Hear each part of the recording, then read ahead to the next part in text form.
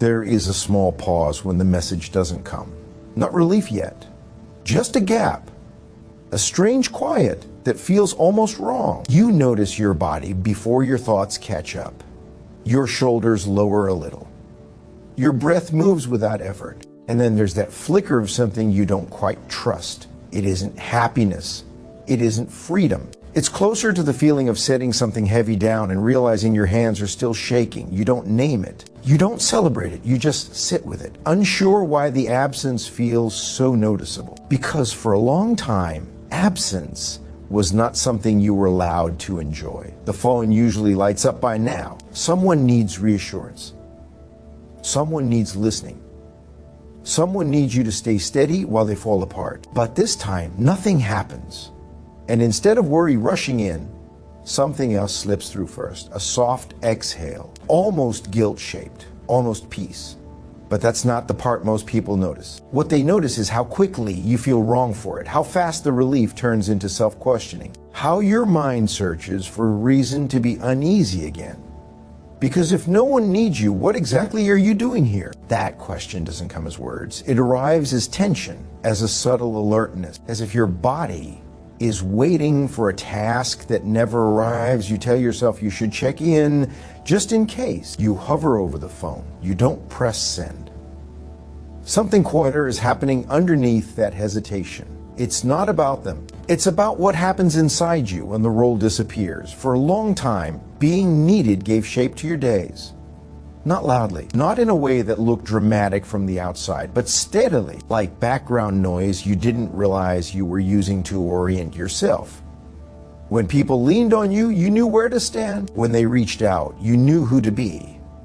There was a script even if no one ever handed it to you. You listened, you adjusted. You held space without thinking about the weight of it. And now, without that pull, there's a strange emptiness that isn't empty at all. It's full of unspent energy, unasked questions, feelings that were always postponed. But that's not the part most people talk about. They talk about generosity, about being caring, about having a big heart. They don't talk about the fatigue that settles so deep it starts to feel like personality. They don't talk about how always being available slowly erases the sound of your own inner voice. Because when someone needs you, there is no room for your own confusion, no time to sit with your own uncertainty. Their urgency becomes the focus. And that focus feels useful, it feels grounding, it feels safer than turning inward. That's where it starts to change. Not when someone leaves, not when a relationship ends, but in those quiet moments when no one is asking anything of you and you realize how much effort it takes just to exist without a purpose assigned by someone else. At first, the relief is physical. Less tension in your jaw, less pressure in your chest. Your thoughts slow down. Then the discomfort creeps in, because if you're not needed, you can't hide behind being helpful. You can't postpone your own feelings by managing someone else's. The relief opens a door you weren't planning to walk through. Behind it are questions you've been avoiding.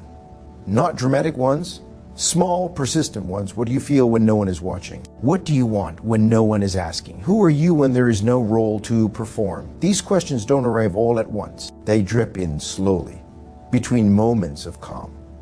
And sometimes the calm itself feels suspicious. You might notice how quickly you fill the space again, how you offer help even when it isn't requested, how you sense emotional shifts in others before they speak and move toward them without thinking.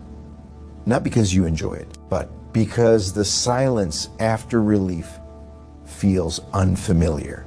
There's something quieter happening underneath that pattern, a belief, barely conscious, that your value lives in responsiveness. That connection requires effort from you first. That rest must be earned by exhaustion. You didn't decide this. It formed slowly through moments where being needed felt like love, where being useful felt like belonging. So when the need disappears, relief comes first, then confusion, then a subtle fear that without effort, without emotional labor, you might fade out of relevance. But that's not the truth. Not yet. That understanding comes later. Right now, all you know is that the absence feels lighter, and that lightness feels undeserved. You may even judge yourself for it.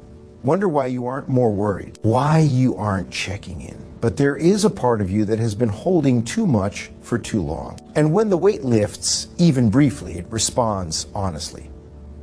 Relief is not cruelty, it is information. But that's not the part most people notice.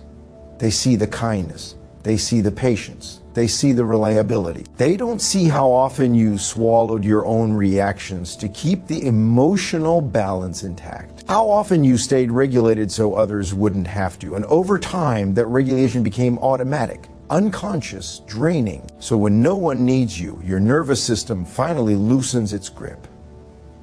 That loosening feels good and immediately wrong, because you were never taught how to exist without being needed. Only how to be valuable through availability. That realization doesn't arrive yet, it's still forming. For now, there is just the quiet, the pause, the unfamiliar sense of space. And somewhere inside that space, a question waiting to be noticed.